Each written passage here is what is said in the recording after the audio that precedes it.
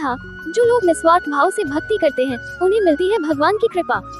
पुराने समय में एक ग्वाले ने संत को तप करते हुए देखा। संत ने बताया ऐसा करने भगवान के दर्शन मिलते हैं। ये सुनकर ग्वाले ने तप करना शुरू कर दिया। एक ग्वाला रोज गायों को चराने गांव से बाहर जंगल में जाता था। जंगल में एक संत का आश्रम था। वहाँ संत रोज तप, ध्यान, मंत्र जाप करते थे। ग्वाला रोज संत को देखता तो उसे समझ नहीं आता था कि संत ये सब क्यों करते हैं। ग्वाले की उम्र कम थी। संत के इन कर्मों को समझने के लिए वह आश्रम में पहुंचा और संत से पूछा कि आप रोज ये सब क्या करते हैं। संत ने बताया कि मैं भगवान को पाने के लिए भक्ति करता हूँ। रोज पूजा पाठ, तप, ध्यान और मंत्र जाप करने से भगवान के दर्शन हो सकते हैं। संत की बात सुनकर ग्वाले ने सोचा कि मुझे भी भगवान के दर्शन करना चाहिए।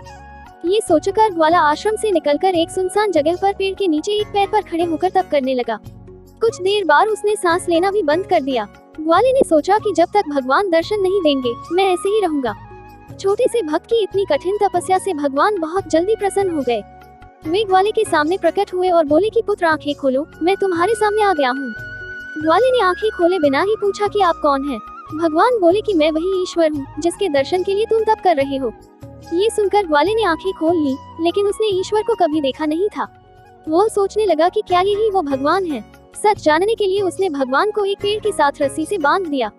भगवान भी भक्त के हाथों बंध गए। ग्वाला तुरंत दौड़कर उस संत के आश्रम में पहुंच गया और पूरी बात बता दी।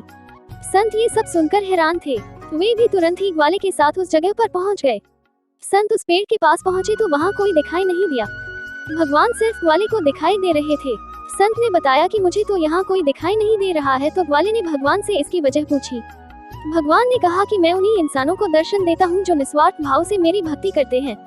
जिन लोगों के मन में कपट, स्वार्थ, लालच होता है उन्हें मैं दिखाई नहीं देता।